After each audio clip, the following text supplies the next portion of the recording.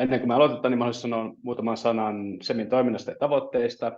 Eli Suomen ekomodernistit on verrattain nuori järjestö vuodelta 2015, ja aluksi meidän toiminta kulminoitui erityisesti ydinvoiman ympärille, sillä tuolloin perinteinen ympäristöjärjestökenttä vastusti ydinvoimaa tai ei ottanut siihen kantaa, ja me otettiin sitten meidän tehtäväksi edistää sitä ja sen hyväksyttävyyttä, sillä tutkitun tiedon valossa se on kaikista vähäpäästöisempiä energiamuotoja ja vakaimpia, turvallisempia, mitä on, ja nykyisin suhtautuminen ydinvoimaan onkin selvästi positiivisempaa niin kansalaisten kuin poliitikkojen toimesta.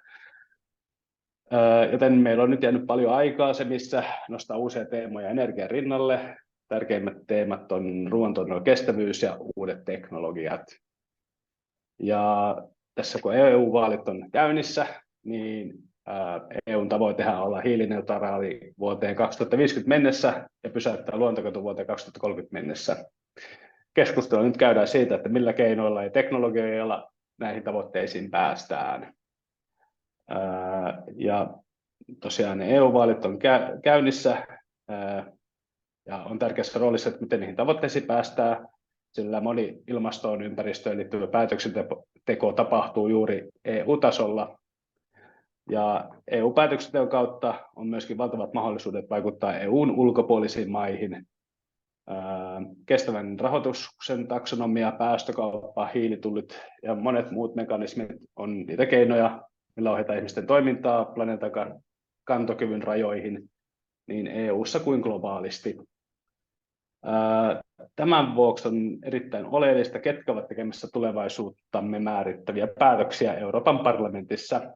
Ja toivon, että me saadaan hyvää keskustelua näiden ja muiden EUn ympäristöteemoihin liittyvien asioiden kanssa. Ja lopuksi tietenkin minun on pakko mainostaa, että liittykää SEMin jäseneksi, ja toivottavasti tämä paneeli antaa meille kaikille paljon ajattelemisen aihetta ja hyvää keskustelua. Ja nyt voitaisiin aloittaa sitten ehdokkaiden esittelyllä. Lyhyt esittelykierros. Ja nyt kun Ted ei ole tässä, me oltiin ajateltu aakkosjärjestyksessä, niin Atte olisi sitten seuraava. No niin, kiitoksia Teemu ja morjesta kaikille. Eli Atte Harjanne ja vihreiden eurovaaliehdokas ja eduskuntaryhmän puheenjohtaja, toisen kauden kansanedustaja. Ja pohjakoulutuksen diplomi-insinööri ja kauppatieteiden väitöskirjatutkija. Väitöskirja on aika pitkällä loppusuoralla tuolta eduskuntaan noususta asti. Ja ammattitaustana muuten niin on tutkinut ilmastonmuutoksen, talous- ja yhteiskunnallisia vaikutuksia ennen sitä eduskuntaan nousua. Ja ilmasto- ja energia-asiat on varmasti kovinta osaamista ylipäänsä, mutta sitten talous- ja turvallisuus, teknologia- ja politiikasta myös tykkään paljon puhua, jota väitän tietävänikin. Ja mä oon SEMin jäsen ja olin näin lähellä ehtinyt perustajajäsenen. Olin pois kaupungista silloin, kun se tehtiin, niin en valitettavasti päässyt paikalle. Mutta kiva olla täällä.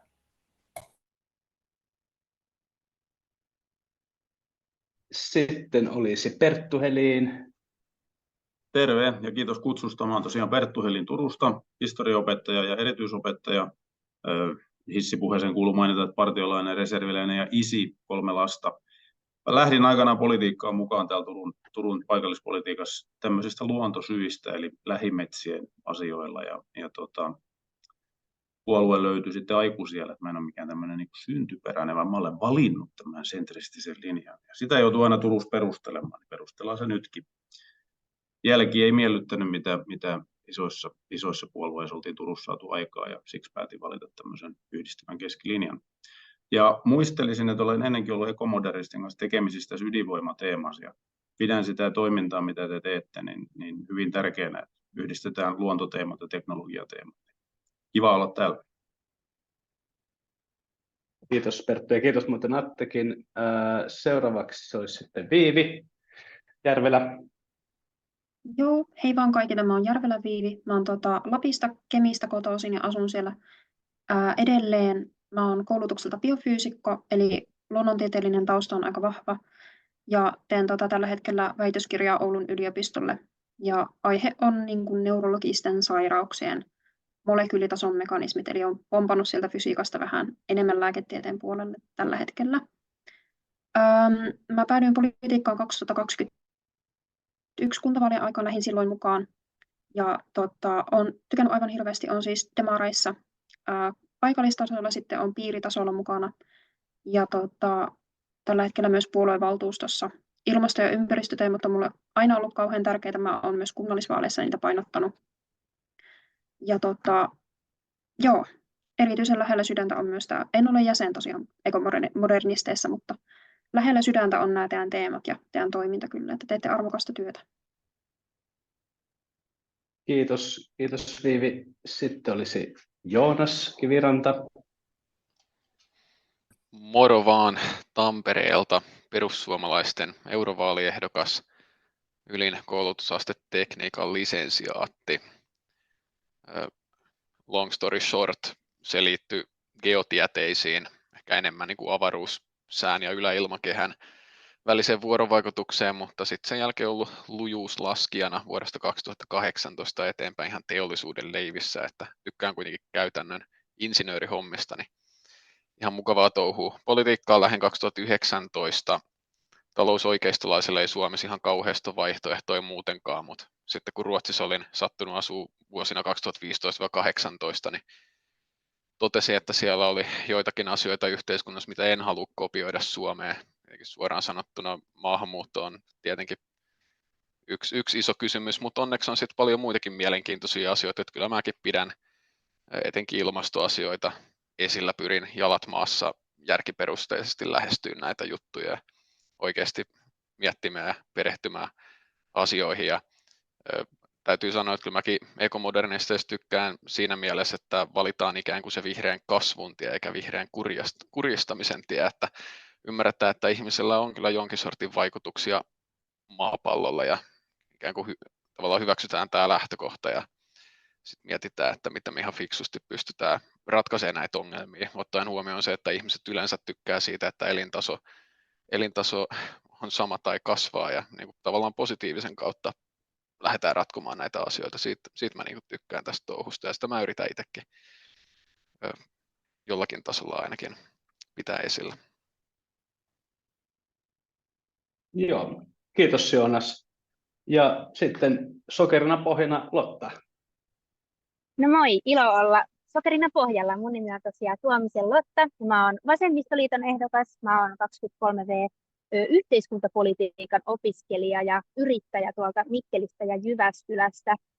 Mun oma osaaminen on tosiaan enemmän tuolla niin kuin ehkä sosiaalisten kysymysten puolella. Ajattelen, että jos netiksi pääsisin, niin totta kai sitten myös ilmastoasioita ja luontoasioita edistäisin totta kai, koska ne on aivan ne on suurin turvallisuusuhka, mikä meitä täällä EU:ssakin tällä hetkellä uhkaa. Ja totta kai siinä työssä pohjaisin ennen kaikkea tutkimustietoon. Ja sen takia onkin tosi iloinen, että pääsen tänään myös olemaan täällä teidän kanssa, että olette ihan itsekin aiheen asiantuntijoita. Tutkimustieto aika vahvasti osoittaa toisaalta myös sen, että meidän on pakko myös vähentää meidän kulutusta, jos me halutaan tällä maapallolla selvitä, ja se on ehkä sellainen aihe, mikä mua erityisesti kiinnostaa, ja mistä toivottavasti päästään tänään puhumaan. Joonas tuossa puhuit hyvin tästä positiivisen kautta lähestymisestä, ja mä ajattelen, että tässä on myös ehdottomasti mahdollisuus, että kun me puhutaan siitä, että mistä meidän täytyy luopua, niin samalla meillä on tilaisuus vähän niin kuin määritellä uudestaan meidän hyvinvointia ja miettiä, että mitkä on niitä oikeasti kaikista tärkeimpiä asioita meille tässä maailmassa. Mä voin itse vaikka sanoa, että mulle hoiva tai kulttuuri tai puhdas luonto, ne on niitä kaikista tärkeimpiä aiheita, joiden puolesta mä haluan toimia politiikassa. Ja joten tavallaan mä haluaisin ehkä myös testailla rajoja ja käydä ajatusleikkiä, että olisiko meidän mahdollista irtikytkeä toisistaan kasvu ja hyvinvointi. Ja mä uskon, että se on hyvinkin mahdollista. Ja toisaalta toteutuukin jo joissain päin maailmaa ja joillain alueilla. Ja joo, mulle ekomodernistit ei ole ihan niin tuttu, toki tätä paneelia varten vähän perehdyin, joten siinkin mielessä ihan superkiva olla täällä ja päästä tutustumaan teihin ja käymään hyvää keskustelua yhdessä. Kiitos Lotta. Tuossa miksi katselin tuossa puhelinta, niin Ted laittoi just, että pystynkö laittamaan linkin. Niin, yritän tässä nyt sitten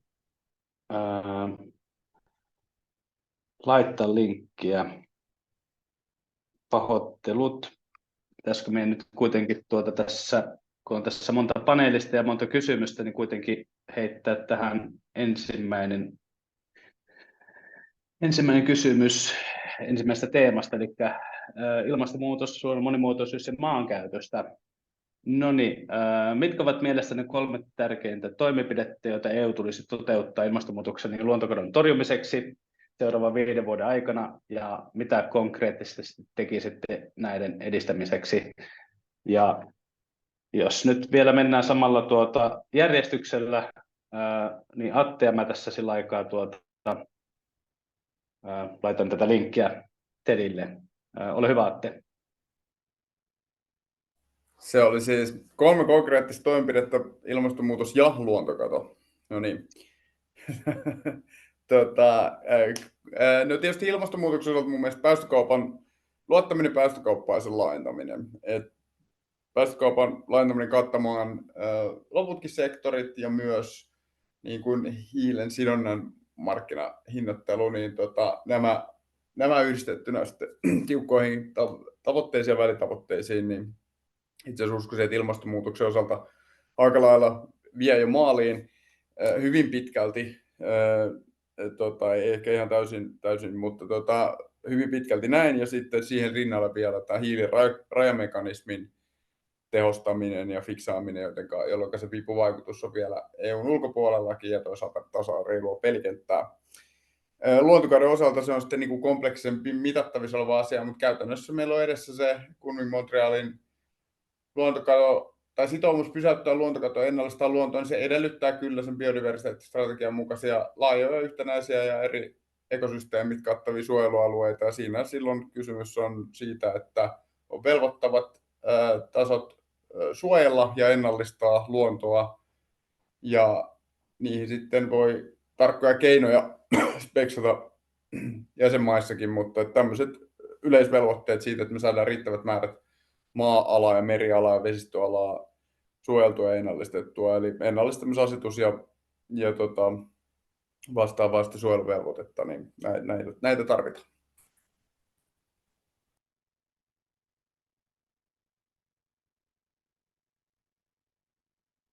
Onko se mun vuoro? No niin, joo, jatketaan. Mä sain just laitettua linkin, pahoittelut tästä näin. Joo, Perttu, ole hyvä. Mä voin toistaa sitten kysymyksen, jos... No toista vielä, mä kirjoitin sen ylös, mutta mä kirjoitin väärin.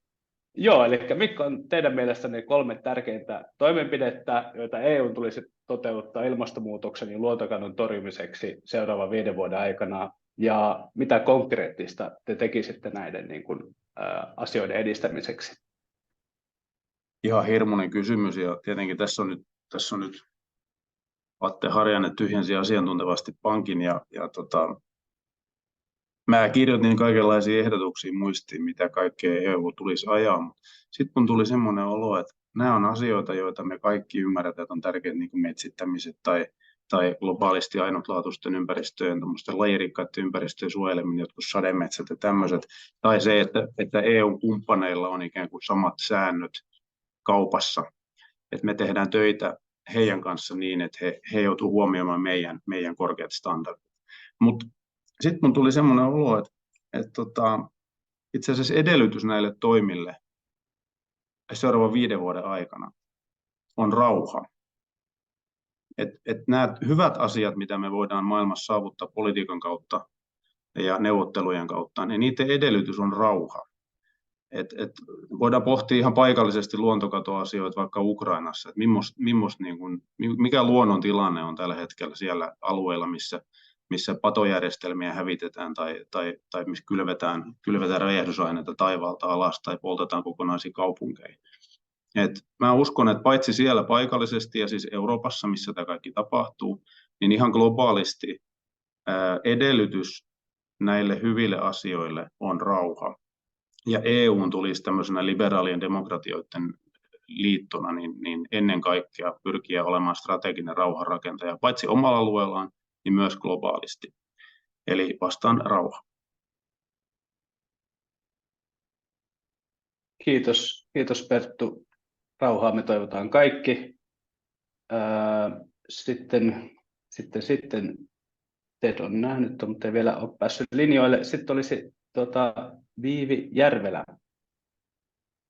Joo, kiitos. Tosi hyviä vastauksia molemmat jo tässä aikaisemmin. Ja mä itse mietin myös päästökaupan laajentamista ja hiilen kattavampaa, parempaa hinnoittelua, koska se on todella tehokas toimi ollut EUn alueella ja se on ehkä toimivin päästöjen rajoittamisen keino ollut ja tulee myös tulevaisuudessa olemaan. Luonnon ennallistaminen on ehdottomasti tärkeää, koska me ei kyetä pysäyttämään luontokatoa muilla keinoin kuin ennallistamalla sitä jo tuhottua luontoa ja suojelemalla sitä ehyttä luontoa, luonnontilasta luontoa, mitä meillä vielä on jäljellä. Sitten mä mietin myös tonnilja, mutta pyrkiminen globaalisti kohti kestävän kehityksen tavoitteita olisi ihan äärimmäisen tärkeää, koska ilmastonmuutos ja luontokato, nehän ei rajoitu vain EUn sisälle, vaan ne on globaaleja ongelmia, joihin tarvitaan globaaleja ratkaisuja. Ja globaalisti ollaan jääty osittain näiden lähivuosien kriisien takia ihan valtavasti näistä tavoitteiden aikatauluista. Muistaakseni noin 15% tällä hetkellä on ainoastaan aikataulussa. Ja kestävä kehityshän on semmoinen hyvin kokonaisvaltainen tavoitteiden verkko, mitkä linkittyy tiiviisti toisiinsa. Ja siellä on muun muassa niin kuin luonnon kestävyyttä, vesiekosysteemien tilaa ja kaikkea tällaista. Myös ilmasto löytyy sieltä tavoitteista. Mutta mun mielestä myös yritysvastuudirektiivi, mikä en ole ihan varma, että onko hyväksytty jo kokonaan, on tainnut mennä läpi, niin tämä on myös äärimmäisen tärkeä ilmaston ja luonnon tilan kannalta, koska meidän täytyy kyetä vaatimaan myös varsinkin suurilta yrityksiltä sitä vastuullisuutta, kestävää toimintaa. Ilman sitä me ollaan aika hampaattomia. Tosiaan tämmöiset isot toimet on äärimmäisen tärkeitä. Joo. Kiitos Viivi. Sitten olisi Joonas Kiviranta. Ja voidaan sitten seuraavassa kysymyksessä mennä toisesta päästä toiseen suuntaan, niin on varmaan reilua sitten kaikkia panelisteja kohtaan. Mutta ole hyvä Joonas. Joo, kiitos. Mä voisin ehkä ihan ykköseksi nostaa se, että kaiken sääntelyn, mikä liittyy ilmastotavoitteeseen ja muuhun, pitäisi olla teknologianeutraalia. Nythän näin ei ole EU:ssa. Et näissä keskusteluissa aina tulee se, että no eihän EU nyt varsinaisesti kiellä sitä ydinvoimaa, mutta on se nyt ihan selkeä, että se ei ole millään mittarilla samalla viivalla uusiutuvien tai muiden vähäpäästöisten teknologioiden kanssa. Eli tämä on ykkösasia, minkä kanssa mä tulisin työskentelemään kyllä hyvinkin voimallisesti. Sitten toinen on jo mainittu, päästökaupan laajentaminen, hiilitulli, joo, niistä ei varmaan enempää tarvitse sanoa, on samaa mieltä, nämä on ihan tehokkaita keinoja. Ja sitten se kolmas, mitä ei ole ehkä vielä nostettu, niin mä näen senkin vähän ristiriitaisena, että EU itseisarvoisesti ajaa nimenomaan luomuruuan edistämistä. Että se ei ole lainkaan itseisarvoisesti selvää, että tämä johtaa luonnon kannalta parempaan lopputulokseen, koska jos me vaikka käytettäisiin GMO-teknologioita, me voitaisiin tuottaa pienemmällä maapläntillä enemmän ruokaa, niin siinäkin ikään kuin siirtyisin siihen teknologian neutraaliin ajattelutapaan, että me ei suosita nyt luomua ihan itseisarvoisesti luomun takia. Siinä tietyissä käyttökeisseissä siitä voi olla niin hyötyä, mutta se ei ansi takaa sitä, että se on luonnon kannalta parempi. Eli mä siinäkin siirtyisin ikään kuin teknologianeutraaliin ajatteluun ja päästetään vähän niin kuin se GMO-tekniikka pannasta. Kiitos Joonas. Se geeniteknologia meillä onkin järjestönä niin kuin yksi, mitä me ollaan edistämässä. Niin hyvä. Ja nyt saatiin Ted linjoille. Niin terve Ted, kiitos. Ja kiitos, että pääsit tänne paneeliin. Ja missasit mun loistavan avauspuheenvuoron, mutta voidaan tehdä nyt sillä tavalla, että sä pidät lyhyen esittely itsestäsi. Muut panelistit pääsivät jo pitämään ja ollaan kysymyskin menty, mutta kerropas Ted, annapa lyhyt esittely, kiitos. yhteistyön. Yes, hei, tosi kiva olla täällä tänään ja pääsin itse asiassa teidän ekomodernistien teltaa käymään maailman kylässä tapahtumassa. Nyt on sieltä hyvät briefaukset myös, mutta mä oon siis 8-vuotias juristi Helsingistä ja hyvä tyyppi siitä huolimatta ja opiskellut EU-politiikkaa LSE:ssä samana vuonna, kun Isossa-Britanniassa äänestettiin EU-jatkosta, joka meni niin sanotusti vihkoon, ja sen jälkeen mun vahvistui se oma näkemys siitä, pitää olla politiikassa aktiivisena silloin, kun tehdään isoja keskeisiä päätöksiä ja vaikuttaa asioihin, kun on mahdollisuus tehdä tätä. Ja musta ilmastonmuutoksen torjunta oikeastaan vähän niin kuin huutaa sitä, että puolueet ja poliitikot ottaa isompaa roolia ja ymmärtää sen, että tarvii vaan tehdä enemmän ja nopeammin. Mä oon Suomen ekonomialla ollut töissä viimeiset 7,5 vuotta edistämässä kestävää kasvua Suomeen eri keinoin, lisää koulutus, työperäistä maahanmuuttoa, lisää rahaa tutkimukseen ja kehittämistoimintaan, että me oltaisiin teknologisessa kehityksessä pikkasen pidemmällä ja myöskin sitten startup-yrityksille parempia toimintaedellytyksiä. Musta keskeinen iso asia tuossa tulevalla kaudella Euroopan unionissa on se, että me vielä kiihdytetään kunnianhimoa meidän ilmastonmuutoksen torjunnassa, otetaan tavoitteeksi 2040 hiilineutraalisuus ja esimerkiksi Suomen osalta viisinkertaistettaisiin puhtaan energian tuotanto teknologianeutraalisti. Tuossa ehkä lyhyt tämmöinen alkupuheenvuoro. Kiitos. Siinä tulikin vähän jo näitä toimenpiteitäkin. Tuossa meillä oli kysymys, että mitkä olisivat mielestäni 3 tärkeää toimenpidettä, joita pitäisi toteuttaa ilmastonmuutoksen luontokadon torjumiseksi seuraavan 5 vuoden aikana, ja mitä konkreettisia asioita tekisit. Jos haluat vielä siitä sanoa jotakin, niin saat sanoa vaikka ranskalaisin viivoin tyylisesti tai pidemmästi, ja sitten olisi vielä Lotta. Mutta haluatko lisätä teet jotain vielä? Muutama toimija, ehkä muutama huomio. Yksi on, että ne asiat, mitä me ollaan tehty EU-tasolla ilmastoon liittyen, ne on itse asiassa edennyt ihan niin kuin verrattain ok. Me ollaan tehty systemaattista ilmastopolitiikkaa, taksonomiasäännökset on tehty, me ollaan tehty lisää vastuullisuussääntelyä, tarkoittaa sitä, että eri yrityksillä tulee vähän eri vaiheessa aikajänteet, milloin ne joutuu rupeaa niin ihan kirjanpidotyyppisesti kertomaan ulos lukuja, että mitä edetään eri asioissa. Minusta nämä on kaikki hyviä. Se, mitä meidän pitäisi huomata, että talous, ilmasto, nämä kulkee vähän niin kuin käsi kädessä, että liian moni vaalikonekysymys on, että jompi kumpi. Ja mitä nopeammin me otetaan etukenoa ilmastopuolella lisää kunnianhimoa, sen parempi se on suomalaisille ja eurooppalaisille yrityksille. Kysyntä maailmalla ilmastoystävälliselle ratkaisuille vaan kasvaa koko ajan. Muutama lisäheitto vielä. Maatalouden puolella Ukrainan tuleva EU-jäsenyys luo aivan valtavan mahdollisuusikkunan. Maatalouden tukia ei ole hirveästi laitettu uusiksi ja jopa ranskalaiset maanviljelijät tulee olla tähän valmiita seuraavan 5-vuotiskauden aikana, koska ne ymmärtää, että jos Ukraina tulee nykyisellään maataloustukijärjestelmään piiriin, niin heille jää niin paljon vähemmän rahaa sit saataviksi. Ja siinä samassa yhteydessä meidän pitäisi pystyä tuomaan hiilen sidonta tukimekanismit osaksi noita maatalouden tukimekanismeja, eli palkutuottajat, jotka ottaisivat etukenoa, olisi valmiit eri tavoin sitoa hiiltä, niin heille pitäisi olla sitten alkuun vapaaehtoisemmin, mutta vähän myöhemmin, niin että se tulisi sääntelyksi kaikille, niin uudenlaista maatalous- ja kestävämpää maataloustukipolitiikkaa. Joo, se on kyllä totta, että maatalous pitäisi saada mukaan. Pertulla oli puheenvuoropyyntö, mutta annetaanko Lotta ensin Kiitos. Ihanaa teet, kun säkin olet siellä pihalla. Mutta mä olisin itse asiassa myös maininnut maatalouden. Maataloushan on sellainen sektori, jossa ei ole saatu päästöjä laskemaan, vaikka sinne on kyllä miljardeittain euroja sitä tarkoitusta varten pistetty. Ja mä näkisin, että yksi tärkeä osa olisi se, että kun meillä on tämä yleinen ilmastoneutraaliustavoite, niin pitäisi saada vielä tämmöiset sektorikohtaiset tavoitteet sen lisäksi, jotta voidaan oikeasti vastuuttaa kaikkia meidän poliittisen päätöksenteon sektoreita. Sitten ehkä toinen tämmöinen yksittäinen asia, mikä minulle tulee mieleen, on se, että maakaasullahan on tällä hetkellä se vihreän energian leima. Mun mielestä se pitäisi ensisijassa saada veksi.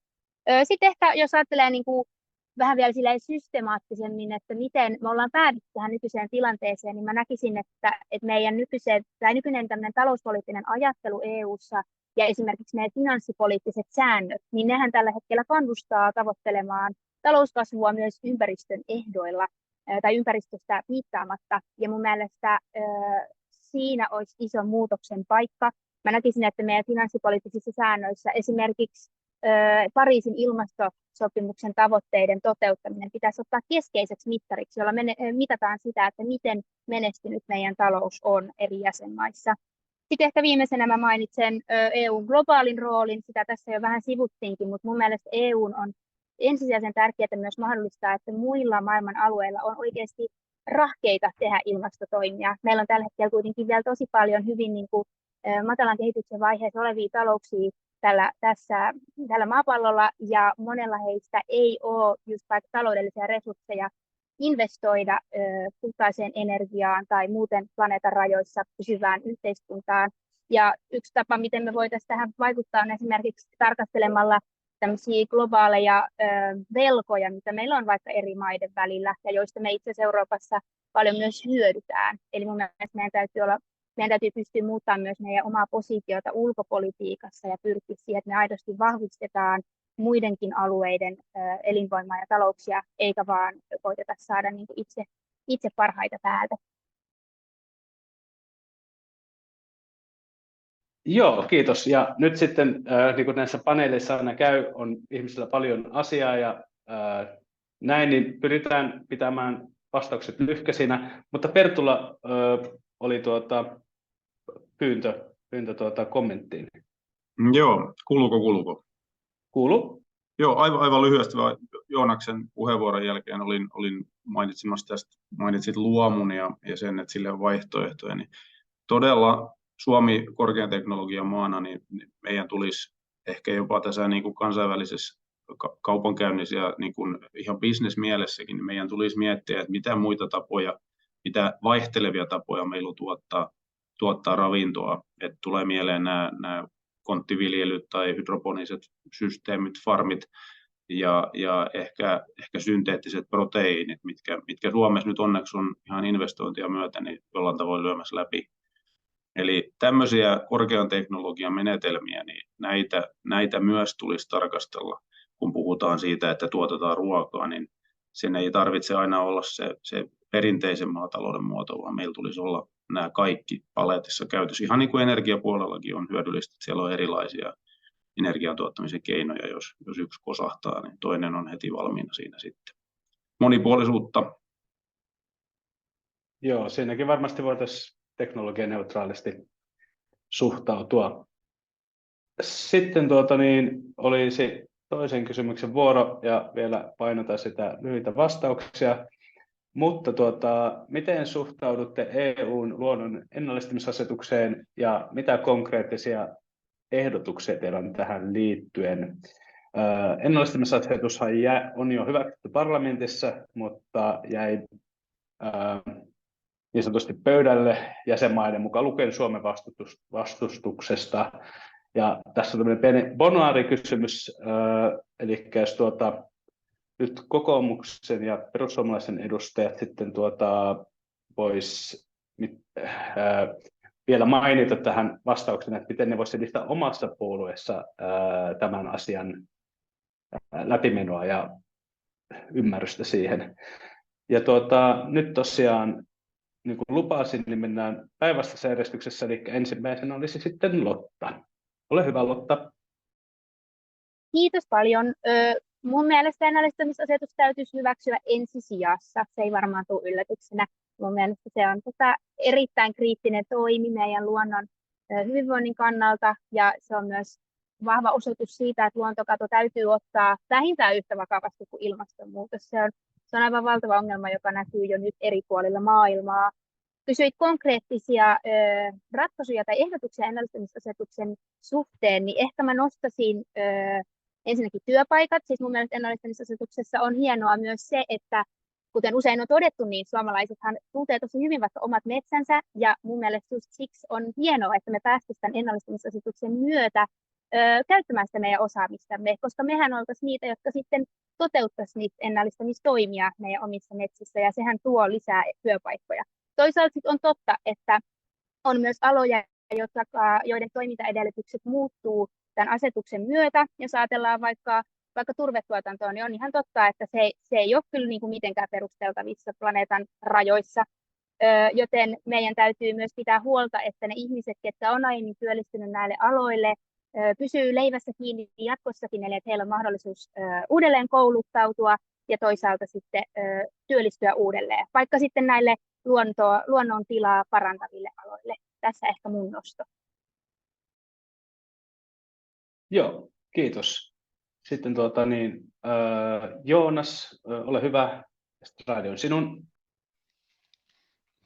No kyllä mä näkisin aika keskeisenä ongelmana siinä ne siihen liittyvät kustannukset. Että totta kai luonnon ennallistaminen hyvä juttu, mutta ei sitä ihan millä tahansa hinnalla kannata tehdä. Et ensinnäkin siis jostain haluaisi saada menemään läpi, niin kannattaisi oikeasti laskea, että kuinka paljon se Suomelle niin tosiasiallisesti maksaisi, koska mä oon nähnyt siitä aika erilaisia arvioita, että kun ensin on sanottu, että se maksaa näin monta miljardista, joku on toppuuttanut, no ei se nyt oikeasti maksaisi näin paljon, koska näin paljon, mutta päätöksentekijän on aika paha tehdä päätöksiä, jos se vastaus, että tämä hintalappu on joko miljardi tai 10 miljardia, että tähän pitää saada selvyys. Ja sitten toisekseen, just niissä pahimmissa skenaarioissa mun on vaikea nähdä sitä mitenkään oikeudenmukaisena, että Suomelle olisi koitunut per capita lähestulkoon 20-kertaiset kulut kuin vaikkapa Saksalle. Eli siinä tulee semmoinen fiilis, että meillä nyt jää vähän niin kuin lyhyt tikku käteen vai pitkä tikku kummipäin se meneekään, mutta kuitenkin vähän ihan vaan sen takia, että meillä sattuu olemaan hirvittävästi luontoa, hirvittävästi mettää per asukas, että meille koituisi tästä nämä kaikki kustannukset. Et kyllä meidän argumentti on se, että jos EU pitää tätä näin tärkeänä, niin kyllä se olisi ihan oikeudenmukaista mun mielestä, että silloin sieltä jotain tukeekin tulee siihen, että meillä on suhteettoman paljon sitä luontoa, ihan vaan sen takia, että me ollaan harvaan asuttu maa. Joo, hyviä pointteja. Kiitos Joonas. Ja sitten Viivi Järvelä, ole hyvä. Kiitos. Mä olen ihan samaa mieltä kuin Lotta, että tämä pitäisi hyväksyä mahdollisimman pian ensitilassa, koska tämä on tärkeä asetus, tärkeä toimi. Luontokato siis, sehän ihan kiistatta uhkaa ekosysteemiä, se uhkaa tiettyjä ravintoverkkoja, se uhkaa esimerkiksi pölyttäjiä, mikä puolestaan uhkaa meidän ruoantuotannon kestävyyttä ja tulevaisuutta. Ja se on siis syytä oikeasti ottaa vakavasti. Meillä esimerkiksi Suomessa vesiekosysteemien tila on todella heikko. Jos katsotaan esimerkiksi Itämereä, jotain meidän jokia, esimerkiksi Kemijoki meillä Lapissa hyvin paljon on käytetty vesivoiman tuottamiseen, minkä seurauksena meillä on kalakanta muuttunut todella radikaalisti siitä, mitä se on joskus aikanaan ollut. Se on totta, että ennallistaminen väistämättä tulee tuomaan kustannuksia, mutta Suomi on saanut siihen hyvin paljon. Me ollaan saatu melkein kaikki meidän toivomat muutokset siihen direktiiviin. Ja siellä on valittavissa tämmöisiä niin kuin kovia ennallistamisen toimia, että ennallistetaan ihan oikeasti sitä tuhottua luontoa tai sitten jarrutetaan luonnontilan heikkenemistä. Ja niihin kustannuksiin kyetään vaikuttamaan kansallisilla päätöksillä. Siinä on kansallista vaikutusvaltaa, liikkumavaraa sinne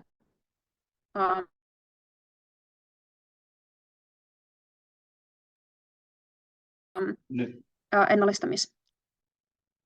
Ja kuuletteko nyt taas? Joo, se vähän pätkäs, mutta jatka vain. Joo, siis siellä tosiaan on siis kansallista liikkumavaraa niissä toimissa, mitä me valitaan, millä me voidaan vaikuttaa niihin kustannuksiin sitten lopulta kuitenkin. Ja toivoisin, että hallitus tässä muuttaisi suuntansa ja tämä oltaisiin saatu maaliin, mutta katsotaan, että mihin tästä edetään. Joo, kiitos. Sitten Perttu Helin.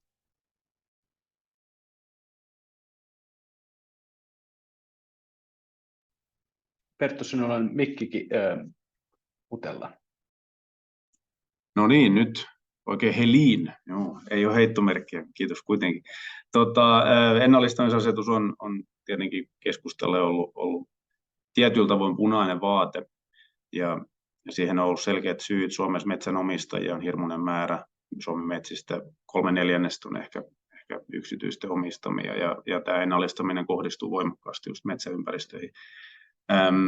Se, että millainen per capita Saksalla tai per capita Suomella on, niin kyllä se liittyy siihen, että ennallistetaanko me maapinta-alaa vai metsäpinta-alaa, eli ennallistetaanko luontopinta-alaa vai pyritäänkö saamaan luontoa ikään kuin takaisin sinne, missä sitä ei enää ole vähän aikaa ollut. Niin tämä varmaan luo sen epäsuhdan siihen, että meillä kun luontoa on sattuneista syistä, niin sitten tämä ennallistamisasetuksen ikään kuin kuormitus tulee meille hyvin suurena, kun taas ne maat, jotka on sen aikaa päivää sen luontonsa hakannut, niin ne ei sitten samalla tavalla kuormitu tästä sinänsä hyvää tarkoittavasta prosessista. Eli jos Suomesta tai Ruotsista ikään kuin halutaan jonkinlainen EUn luonnonpuisto, niin se maksaa. Ja se maksaa paljon. Ja sitä ei silloin voi sanoa, että joo, te maksatte sen itse. Et jos me halutaan niin kun tämä hiilensidonta hoitaa, niin se edellyttää metsätaloutta ja puurakentamista. Jos me halutaan hoitaa öljystä luopuminen, se edellyttää metsätaloutta ja sieltä löytyviä vaihtoehtoisia materiaaleja. Ja jos me halutaan ylipäätään säilyttää toimintakyky Suomessa tai Euroopassa, niin se edellyttää, että ratkaisut on taloudellisesti kestäviä. Oikeita, mutta taloudellisesti kestäviä, niin että me ei menetetä meidän toimintakykyämme tehdä niitä oikeita ratkaisuja. Eli jos luontokatoa halutaan ennallistamisasetuksella tosissaan estää, niin kyllä sen silloin pitää niin kuin niille, joilla sitä luontoa on, niin jollain tavoin, sanoisinko, niin kuin kannattaa. Et me voidaan mennä katsomaan tuonne Keski-Eurooppaan, että missä se luonto on, ja ruveta ennallistamaan sitä sinne. Mutta jos halutaan todella Suomesta niin kuin suojelukohde, mitä täällä valtavasti on, ihana luonto, ja talousmetsää, josta saataisiin varmasti ihanaa aarniometsää ja niin edelleen, niin kyllä sen joku täytyy maksaa. En mä oikein tiedä, mitään muuta estettä sillä voisi olla kuin tämä, että there's no free lunch, kid.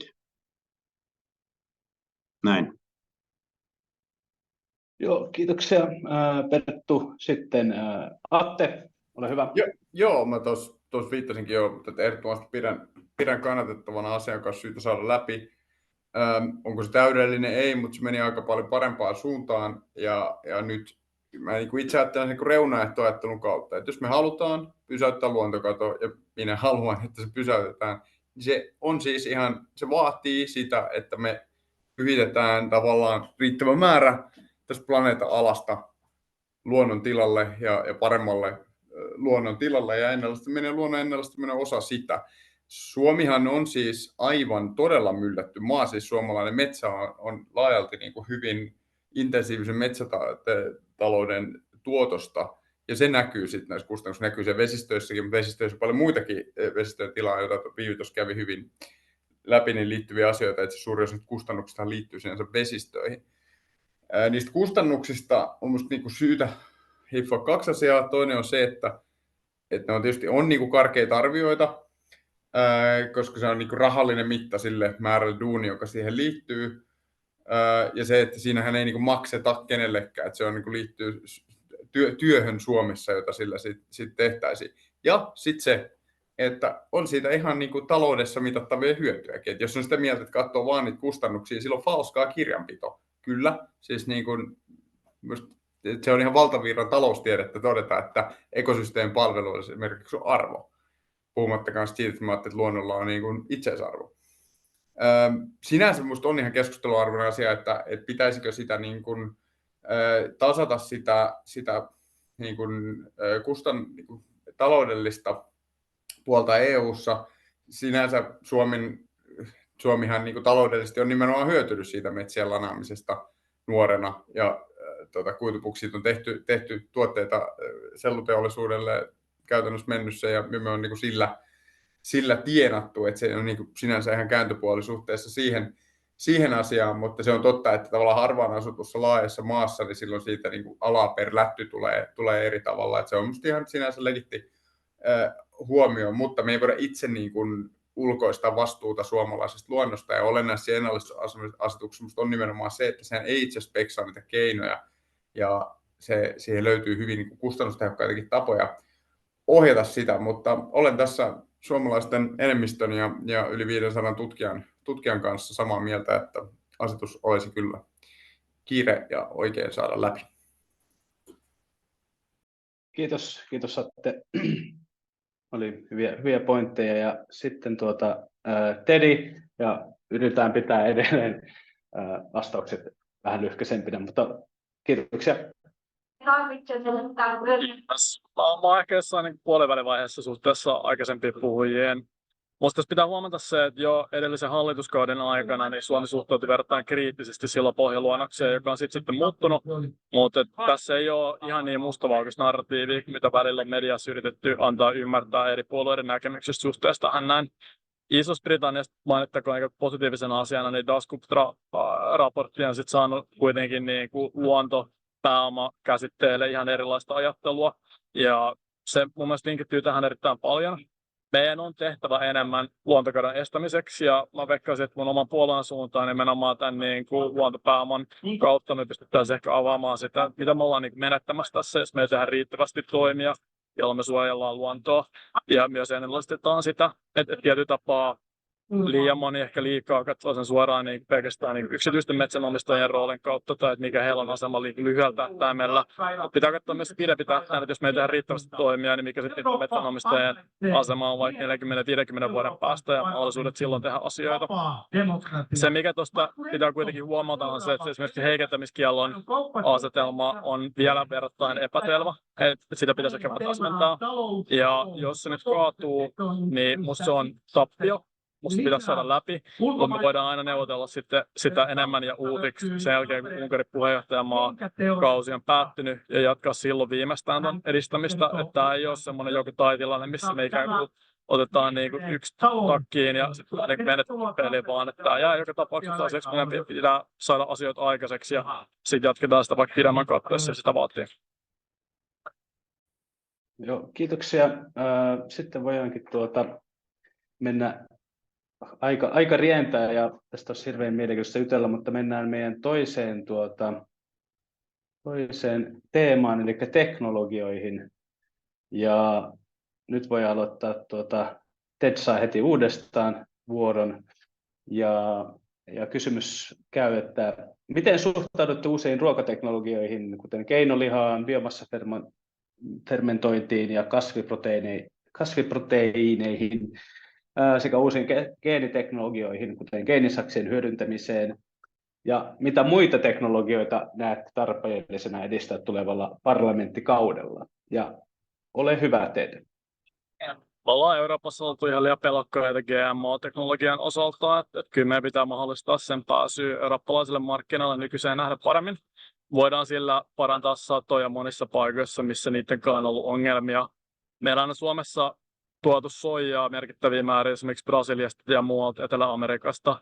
Ja jos me pystytään kompensoimaan tätä uusilla palkokasveilla ja me hiotaan niitä teknologisesti paremmiksi, tästä on siis tällä hetkellä tutkimuksessa sellainen tietynlainen palkokasvi, joka pystyisi ehkä korvaamaan soijan jonkun ajan kuluttua, niin se on meille tosi hyvä asia. Et mä suhtaudun näihin erittäin positiivisesti, mitä tulee laajemmin CRISPR-teknologiaan, niin me ollaan hyödynnetty sitä koronarokotteessakin, eikä silloin hirveän moni nyt sitä vastustanut, että jotenkin tästä pitää pystyä siirtyä eteenpäin. Mitä tulee laajemmin ruokateknologioihin, niin meillä on siinä hitusen liikaa sääntelyä, että jos me puhutaan jostain paikoista, mistä me voitaisiin keventää sääntelyä, niin toi on kyllä yksi niistä.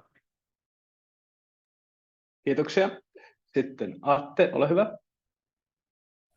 Joo, samoin linjoilla siis ehdottomasti uudet teknologiat, nämä mitä tuossa mainitsitkin, labralihat ja muut, niin kannattaa olla sujuvaa sääntelyä niin, ettei turhaan lyödä esteitä ja kapuloita rattaisiin ja toisaalta, että on mahdollista innovoida, pilotoida ja testata Euroopassakin näitä, ettei se valahda kaikki jonnekin muualle.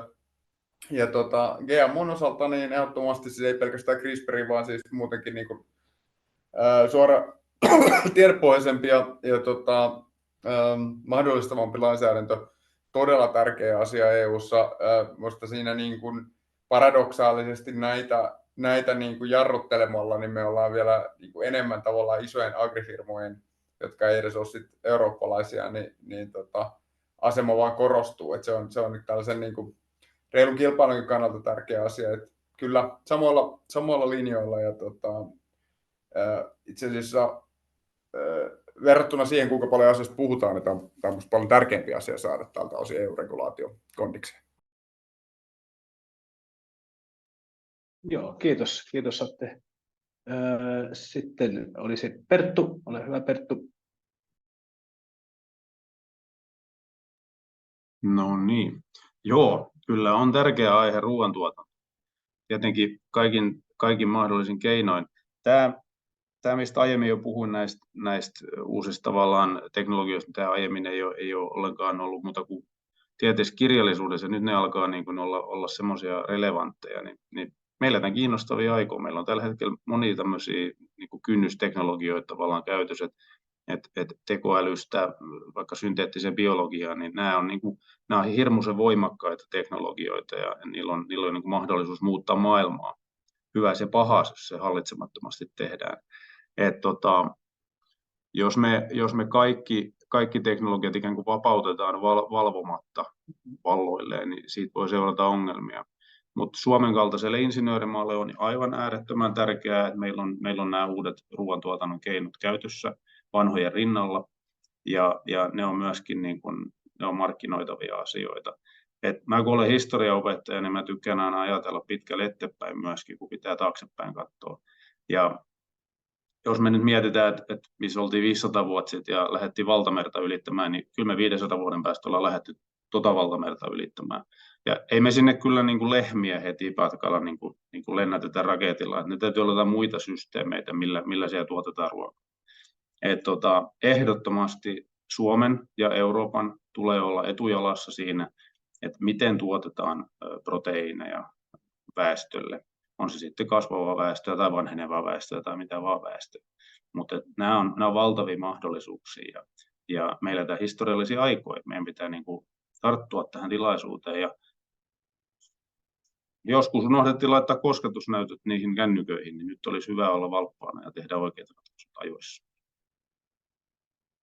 Joo, hyvä pointti. Ei lennetetä lehmiä. Ja hyviä siis pointteja totesille. Ja sitten se olisi Viivin vuoro. Joo, kiitos. Suhtaudun siis ehdottomasti myönteisesti. Meillä on ihan valtava potentiaali esimerkiksi rajoittaa päästöjä näiden erilaisten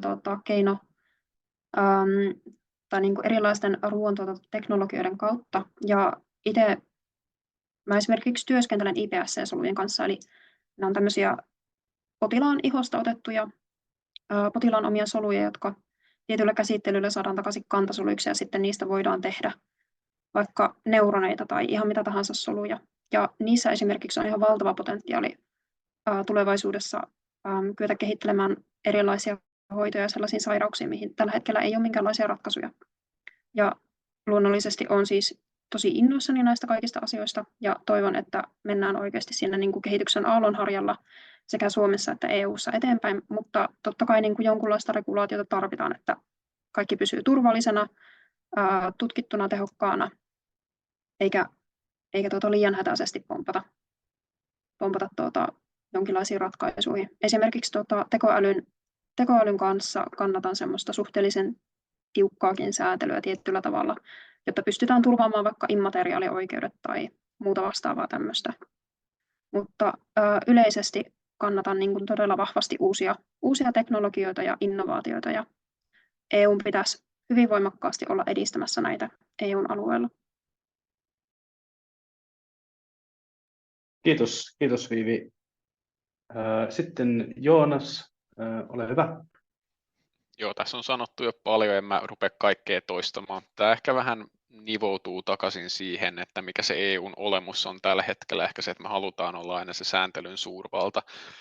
Niin mä mielelläni näkisin sellaisen EUn, joka näissä ruoka-asioissakin olisi pikkasen enemmän laissez-faire. Ei ole, näissä ruokajutuissakaan ei ole välttämättä joku uusi proteiinilähde, onko se nyt semmoinen, että kaikki haluaa sitä ostaa, ei välttämättä, mutta mitä väliä sillä on, jos sillä on kysyntää ja kun haluaa sitä tehdä, sitä kautta voidaan kehitellä jotain uusia ratkaisuja, millä ratkaistaan joku ongelma X, niin antaa palaa, en mä näe mitään syytä.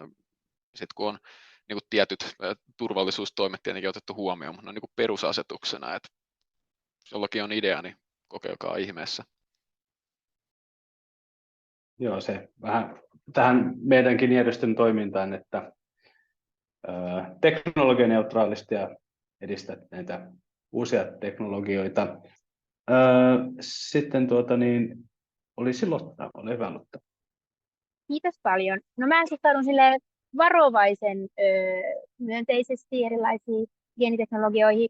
Mun ymmärrys on, että niissä on vielä tosi paljon semmoisia, meillä on paljon aukkoja tietämyksessä liittyen näihin uusiin teknologioihin, ihan samalla tavalla kuin meillä on just vaikka tekoälyyn liittyen, ja sen takia mä olisin hyvin varovainen, jos lähdetään niin vaikka purkamaan säätelyä. Mun mielestä on ehdottomasti positiivinen asia, että näitä asioita tiukasti valvotaan. Nythän sitä itse asiassa ollaan oltu niin kuin löyhentämään päin, että europarlamentissa on ihan tämän vuoden puolella aiheesta äänestetty, ja mun mielestä se ei ole myönteinen kehitys, vaan mä uskon, että niille erilaisille innovaatioille on kyllä tilaa, vaikka ne olisikin tiukasti erilaisten vaikutusarvioiden piirissä, koska se on ihan totta, että meidän ruokajärjestelmä vaatii isoja murroksia. Meidän on just saatava vaikka nykyistä karjatuotantoa radikaalisti pienennettyä, mutta ei siitä murroksesta ole mitään hyötyä, jos se edelleen uhraa ympäristön tai ihmisen terveyden. Ja sitten tietysti yksi näkökulma on että kun tämä murros toteutuu, niin kuka siitä hyötyy, kenen rahapussissa se näkyy. Meillähän on tällä hetkellä se tilanne, että ruoka on historiallisen kallista Euroopassa samaan aikaan, kun ruoan tuottajien saama korvaus on historiallisen pieni. Ja kun me katsotaan vaikka noita isoja Keski-Euroopan maita, niin tosiaan aika iso osa siitä voitosta menee tosi isojen yritysten pussiin. Sitten taas meillä vaikka Suomessa on edelleen hyvin paljon hyvin pieniäkin tiloja ja pieni tilakoko. Ja mä toivoisin, että jatkossakin ruokatuotannosta mahdollisimman moni saisi elantonsa ja että se elanto myös riittäisi aidosti siihen toimeen tulemiseen. Joo, kiitos Lotta. Koska meillä nyt aika oleen ja on vielä teemoja käsittelemättä, niin hypätäänpä energiatuotantoon. Ja täällä on tämmöinen vähän tällainen kysymys, että mitä mieltä te olette, että pitäisikö Suomen tarjota käytetyn ydinpolttoaineen loppusijoitusta palveluna? Ja meillähän oli siis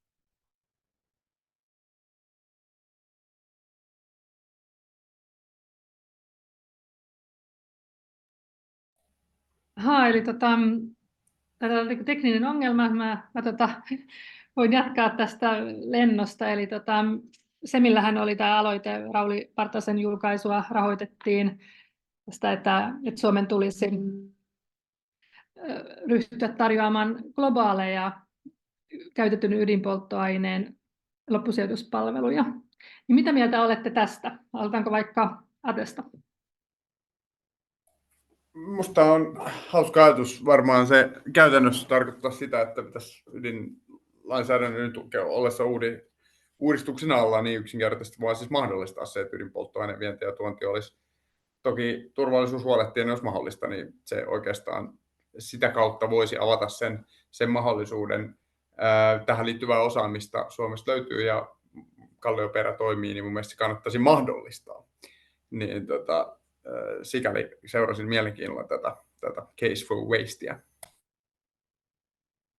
Joo, tämä on poliittisesti aika vaikea teema kuitenkin ollut, että vaikka ydinvoimaan suhtaudutaan positiivisesti, mutta silti sitä loppusijoitus onkin haastavampi.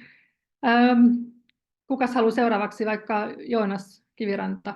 Vaihdetaan vähän järjestystä.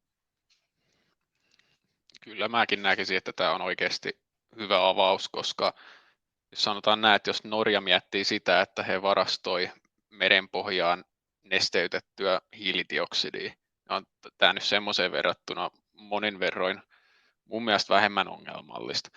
Jos me katsotaan sitä ydinvoiman turvallisuutta ylipäätään, niin korjakkaa, jos se on väärässä, mutta onko tullut edes terveyshaittoja kenellekään tuosta käytetystä polttoaineesta?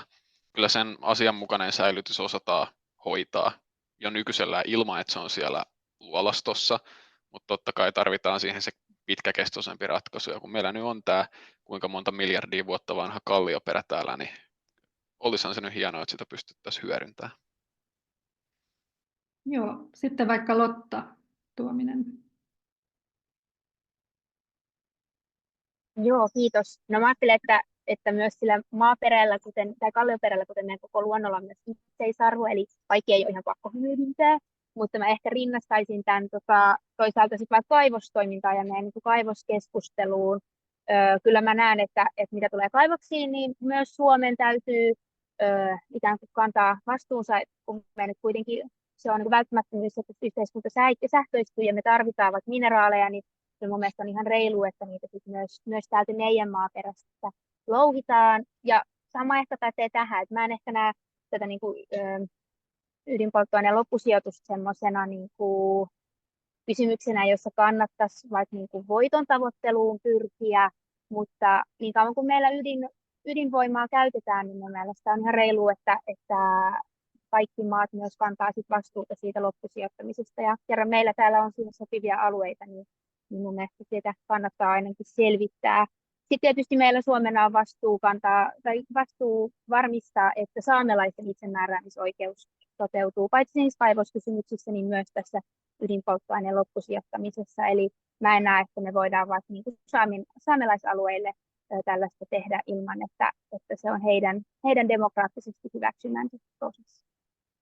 Sitten Perttu Helin.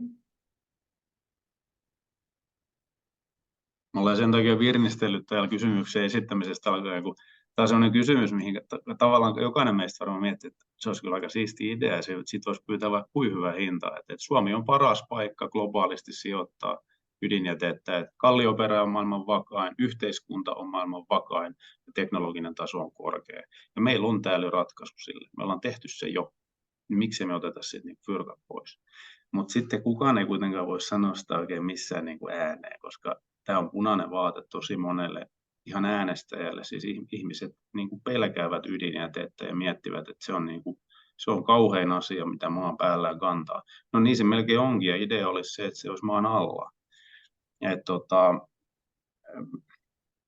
Lisäksi tämä, kun Lotta puhui tuosta kaivostoiminnasta, niin se mikä on nyt tänään jätettä, niin se voi olla huomenna jotain muuta.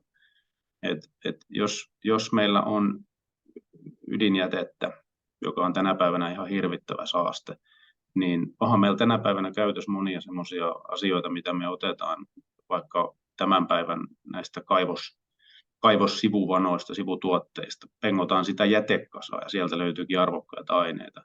Et voiko tämä jäte, tämä hirvittävä myrkkykasa, niin voiko se jonain päivänä olla arvokas resurssi? Ja jos kaikki planeetan resurssit on Suomen kallioperäisiä, niin onko se siis hyvä vai huono asia? En tiedä. Tämä on tosi kiistanalainen kysymys. Mun mielestä pitäisi tarkastella tätä avoimesti, ja niin kuin Atte Harjanne sanoi, niin tämä pitäisi ehkä mahdollistaa, mutta siinä pitää olla todella demokraattinen siinä prosessissa, koska tämä on niin tulearka aihe. Hyvä kysymys. Sitten Ted.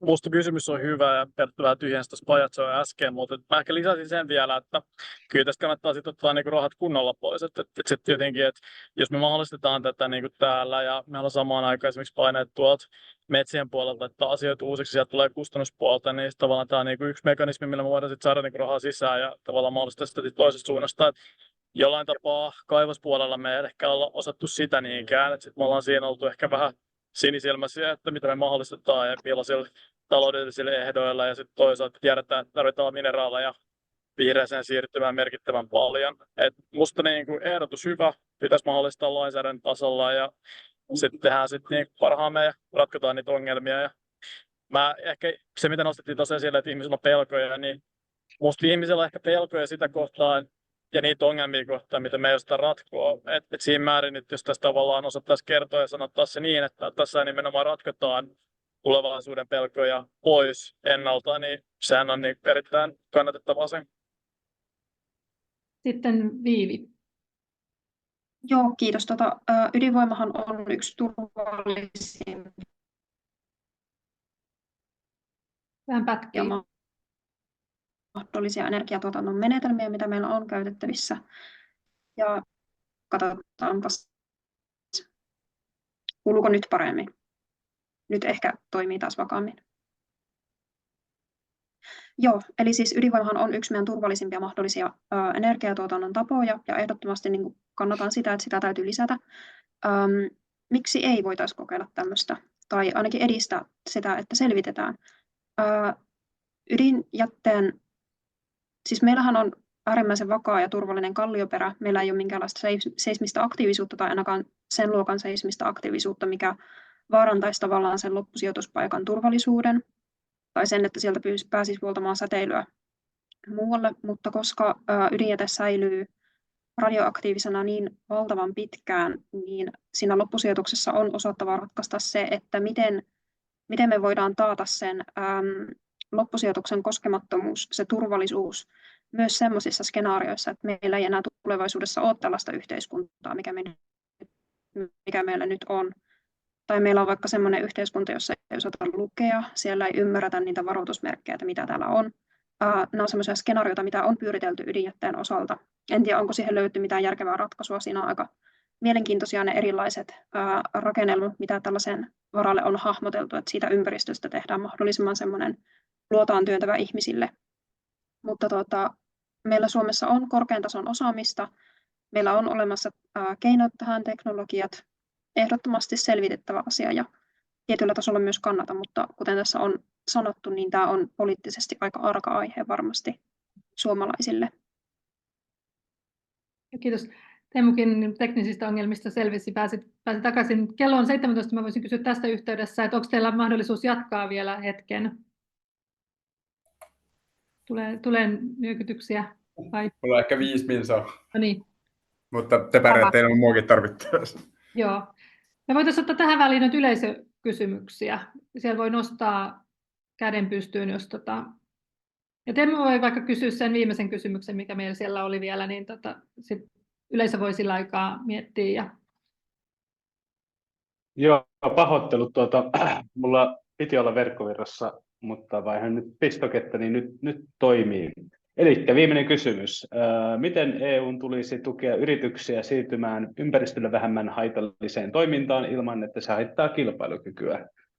Ja en nyt tiedä, meni nyt sekaisin järjestyksessä, mutta jos Ted aloittaa, ole hyvä. Se on hyvin laaja. Musta meidän tarvii jonkin verran tarkastella myös sitä, että tarviiko kaiken sääntelyn koskee nimenomaan niitä mikroyrityksiä. Meillä on osa startupeille Euroopasta ongelmaa siinä, että jos niillä on tosi hyviä ajatuksia vaikka ruokateknologiaan, mutta tarvii sitten siinä päästä niin kuin voiton puolelle verrattain nopeasti, ja sitten osa meidän sääntelystä on sellainen, että vielä liian pitkään aikaa ennen kuin näkee, mikä on mahdollista, niin meidän pitäisi jonkin verran meidän sääntely jouhevoittaa niin, että se mahdollistaa asioita, jonkin verran katsoa sitä, että pitäisikö nimenomaan mikroyritykset, ja nyt siis 10 henkeä tai alle, niin vapauttaa tietysti lain soveltamisaloista. Nämä on mahdollisuuksia, mitä voisi ainakin harkita. Ja sitten mitä tulee uusiin teknologioihin, mitä enemmän me aidosti kilpailutetaan laatukriteerien pohjalta ekosysteemien luontia, niin siitä säteilee tosi paljon hyvää usein niille kasvuhakuisille, innovaatiokykyisille yrityksille, niin se on yksi tapa ottaa niitä pieniä, mutta kasvuhalukkaita yrityksiä.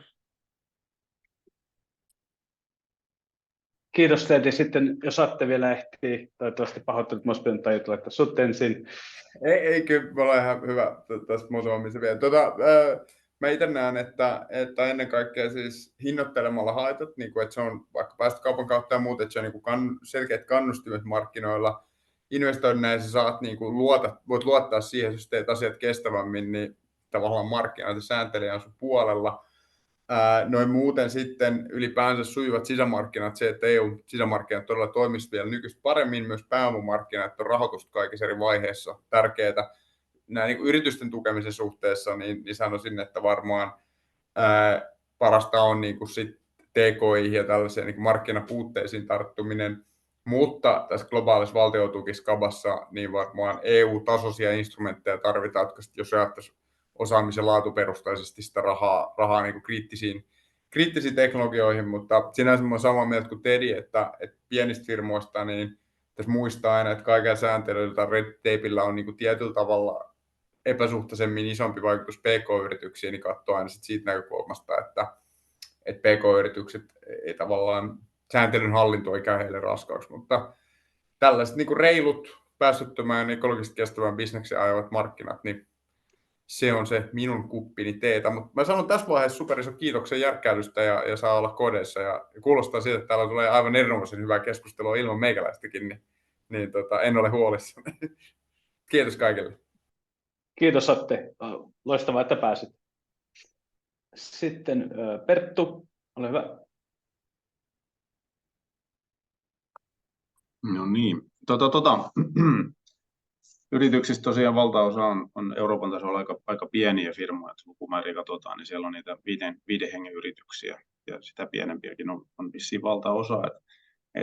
Heillä sitten kyky tähän erilaisten määritelmien huomioon ottamiseen ja kaikenlaisten vaatimusten täyttämiseen, niin se on rajallinen. Että pienten tai sanotaan just mikroyritysten sääntelystä siitä niin kuin tinkiminen, niin siinä on kyllä tavallaan toivoa, että se antaisi heille sitten mahdollisuuksia siihen kasvuun ja sitä kautta myöskin sitten kykyä saada näitä vihreän siirtymän vaatimuksia täytettyä, kun siihen resurssit riittää. Mutta itselle tuli nyt mieleen nämä Ranskan ja Saksan viime aikoina lähinnä korona-ajan jälkeen kahmimat vihreän siirtymän investoinnit, missä he niin kuin tukevat omaa yrityskenttäänsä ja hyvinkin massiivisesti kohdistavat valtion tukia näille isoille toimijoille siellä kotimaassa. Ja tähän on pienten maiden ja ehkä pienten yhtiöiden vaikea päästä pureutumaan, että se olisi oikeudenmukaisempaa tämä investointi, niiden jakautuminen. Niin tähän on semmoinen suurvaltapoliittinen ratkaisu, joka voisi olla hyvin tärkeä aika monellekin asialle nyt seuraavalla 5-vuotiskaudella.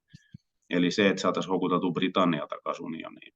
Britannialla on ollut aina 500 vuotta tapana sotkea mannermaissa olevien isojen valtioiden asioita ja sillä tavalla tehdä omaa ulkopolitiikkaa ja lisätä omaa vaikutusvaltaansa. Ja jos me saataisiin Britannia takaisin Euroopan unioniin, niin se toimisi tasapainottavana voimana Ranskan ja Saksan tälle investointipuolille, jossa he toimii itsensä ja toisensa eduksi.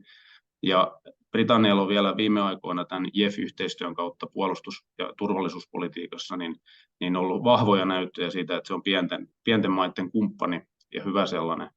Et uskoisin, että tämmöisellä äkkiseltä ja vähän kaukaiselta vaikuttavalla asialla, kun EUn jäsenmäärän kasvattamisella takaisin luonnolliseen mittaan, niin me saataisiin brittien avulla tätä investointipuolia jakautumaan oikeudenmukaisemmin pieniin maihin ja pieniin yrityksiin. Tämmöinen idea. Joo, vähän epäkonventionaali, mutta hyvä. Kiitoksia. Sitten Viivi, ole hyvä. Kiitos. Koronan jälkeen tätä valtiotukipolitiikkaa höllennettiin huomattavasti.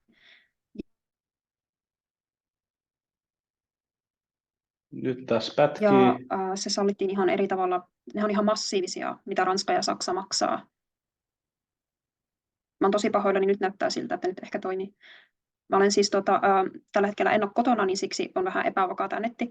Mutta siis ne on aivan massiivisia ne tuet, mitä Ranska ja Saksa maksaa yritystukina vihreän siirtymän investoinneista esimerkiksi. Ja tätä höllennettiin koronan jälkeen, tätä valtiotukisäätelyä ihan tarkoituksella, ja se nyt on jäänyt tavallaan niin kuin olemassa olevaksi tilaksi ikään kuin pakostakin, koska Yhdysvallat maksaa tai pumppaa vihreän siirtymän investointeihin aivan valtavasti satoja miljardeja dollareita rahaa. Mä en näe realistisena sitä, että me niin kuin palattaisiin tavallaan siihen aikaan ennen koronaa, että me tiukasti säänneltäisiin näitä valtiontukia ilman, että me luodaan joku EU-tasoinen rahoitusinstrumentti vihreän siirtymän investoinneille, joten se voisi olla toimiva ratkaisu, koska meidän täytyy kyetä kilpailemaan esimerkiksi Yhdysvaltojen ja Kiinan kanssa näistä investoinneista. Ja niin kauan kuin nämä meidän globaalit kilpailijat pumppaa sitä tukirahaa, niin EU ei tule pärjäämään ilman jotakin vastaavaa toimia. Pienille yrityksille tämä on toki haastava, koska siellä on hyvin paljon pienemmät resurssit tehdä näitä tarvittavia investointeja tai muutoksia. Tietenkin Suomessa ja EUn alueella yleisemminkin on tietyllä tavalla yrityksilläkin valtava paine siirtyä sinne vihreämpään suuntaan ja tehdä näitä muutoksia, mutta mä näen, että me tarvittaisiin myös tietyllä tavalla parempaa tukea tai vähempää säätelyä pienille yrityksille, jotta mahdollistettaisiin.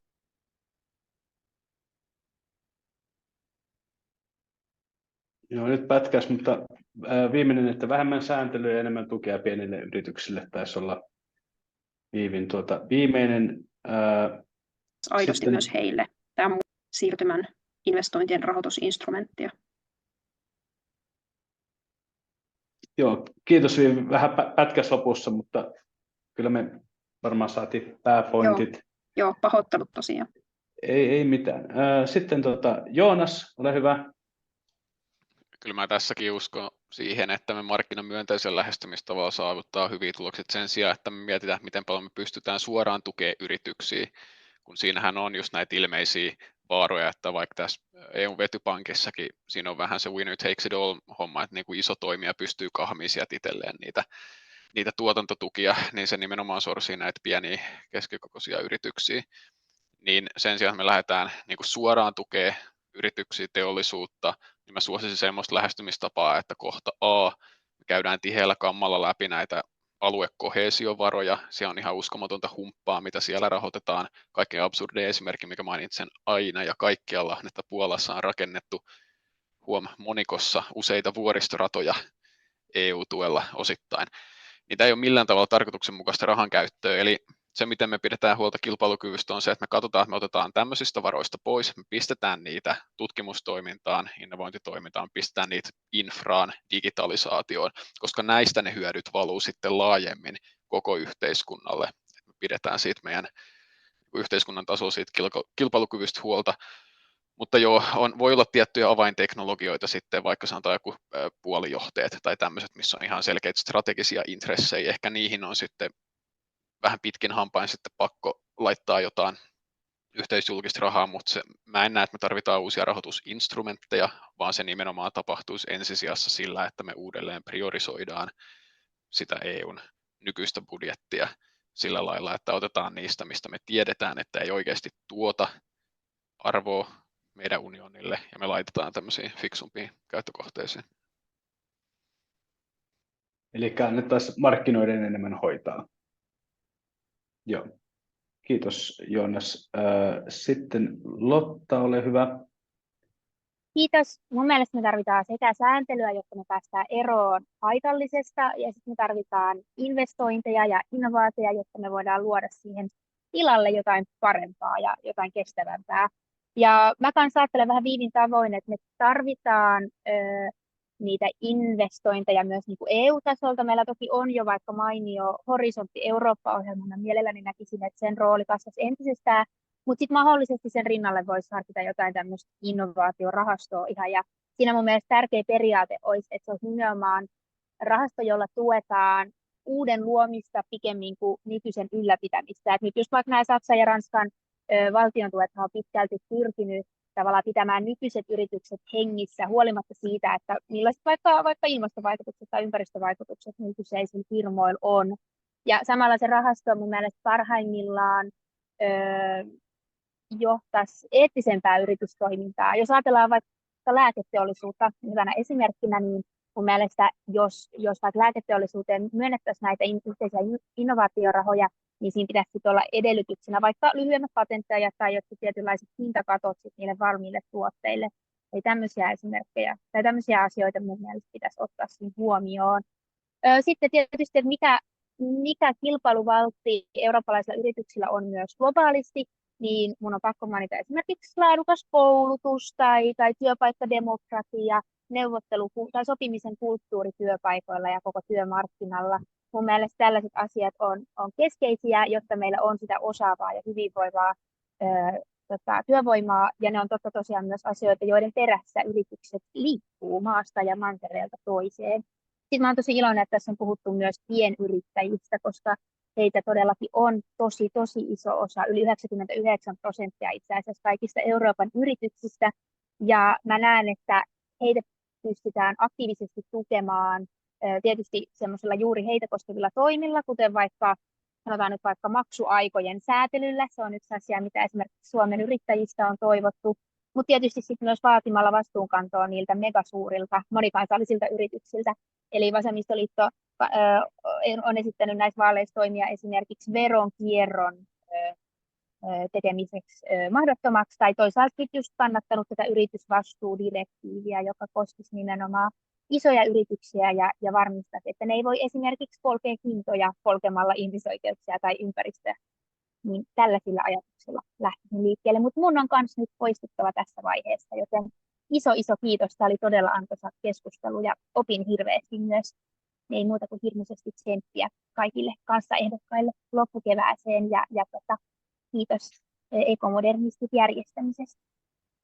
Kiitos, että pääsit. Ja meillä näyttääkin, että ei meillä ole nyt noita yleisökysymyksiä. Niin Tuolla minäkin chatissa Oliko? Tai täällä Q&A-osiossa Jannelta Jannelta oli. Jaa, sinne on sitten tullut. Mulla ne ei jostain syystä näy. Näkeekö meidän toiminnanjohtaja kysymyksiä?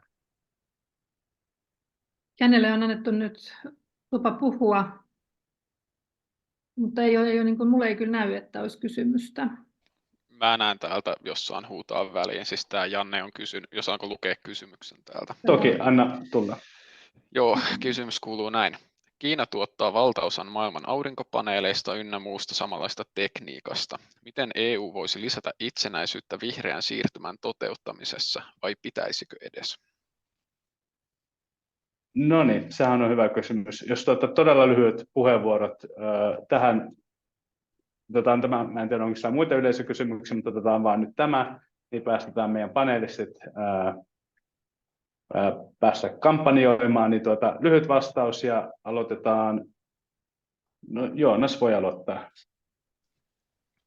Joo, kyllä mä näen, että meidän pitää diversifioida meidän kauppakumppaneita ja samalla edistää niitä mineraalien louhintaa Euroopassa. Et hyvin avainkumppanina mä näkisin, Australia on tietenkin yksi uraanin kannalta, mutta Afrikassa on valtavat varannot ja se on vähän semmoinen geopoliittinen peli, että Kiinahan on sinne mennyt jo aikaa sitten, niin mä kuulisin äärimmäisen mielelläni, että mitä Jutta Urpilainen on tehnyt meidän eteen edelliset 5 vuotta, että millä tavalla hän on edistänyt EUn strategisia intressejä Afrikassa. On varmasti tehnyt siis paljon, mutta kun näistä ei vaan paljon puhuta, mutta se Afrikka on oikeasti ihan valtava mahdollisuus, mihin meidän pitäisi suunnata enemmän sitä fokusta, ja sieltä löytyisi varmasti mielenkiintoisia kumppaneita.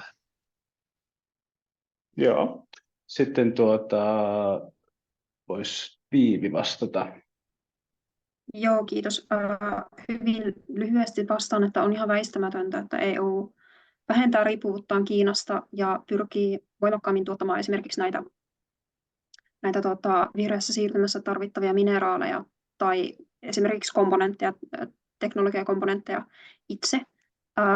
Kaivosteollisuutta ei pidä edistää ehdoilla millä hyvänsä, eli meidän täytyy huolehtia siitä, että me huolehditaan tai niin kuin huomioidaan siinä myös ympäristön kestävyys, eettisyys, yritetään mahdollisimman vähän tavallaan tuhota sitä ympäristöä. Kaivosteollisuus tuhoaa aina ympäristöä, se on aivan väistämätöntä siinä, mutta siinä pitää pyrkiä siihen, että me ei esimerkiksi päästetä jotain käsittelemättömiä jätevesiä jokiin, kuten esimerkiksi Suomen kamaralla on ehdotettu joissain hankkeissa.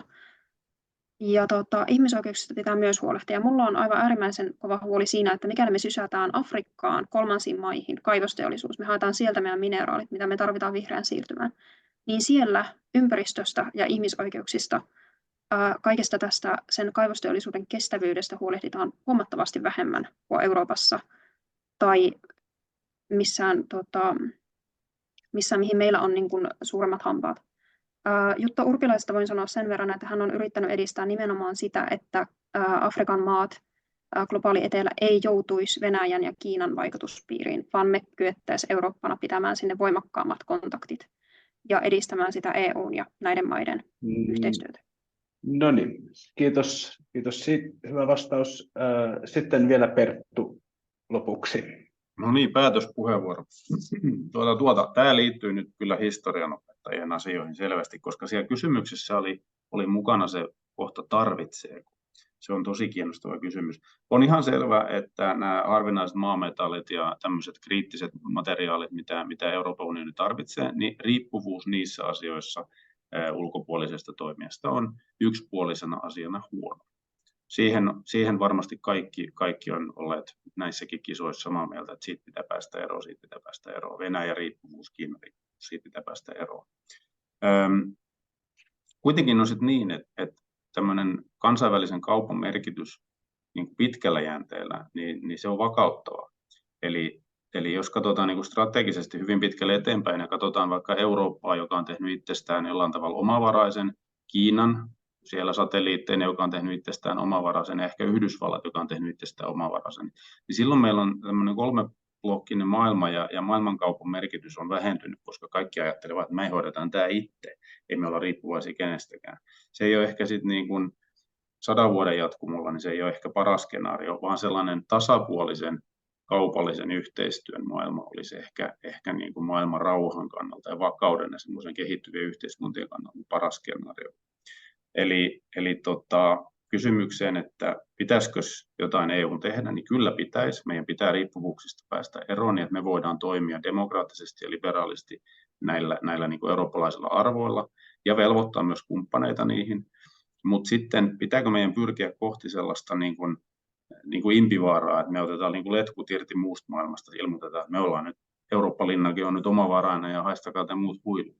Niin kaikki muutkin tekee silloin samoin, ja se ei ole niin kuin maapallon tulevaisuudessa paras skenaario pitkällä aikajänteellä. Tällaisia ajatuksia Turusta. Kiitos Perttu. Ja nyt voitaisiin lopettaa tämä paneeli. Mentiin kunnolla yliajalle, mutta mun mielestä meillä oli hyvää keskustelua täällä, tosi paljon hyviä puheenvuoroja. Ja mä haluan kiittää jäljellä olevia panelisteja, että pystytte olemaan näin kauan ja pääsitte osallistumaan. Ja tosi hyvää keskustelua. Ja liittykää Semiin ja toivottavasti näen teidät jossain tuolla vaalikentällä sitten. Ja onnea ja menestystä EU-vaaleihin. Yleisöltä oli tullut sellainen palaute, että onpas ekomodernistit löytäneet fiksuja eurovaaliehdokkaita yhteen paneelin jokaisesta puolueesta. Toivottavasti kaikki menette läpi. Kiva kuulla. Kiitos paljon kaikille. Kiitos teille, isännille ja emännille. Kiitoksia ihan valtavasti tästä. Kiitos. Moi moi.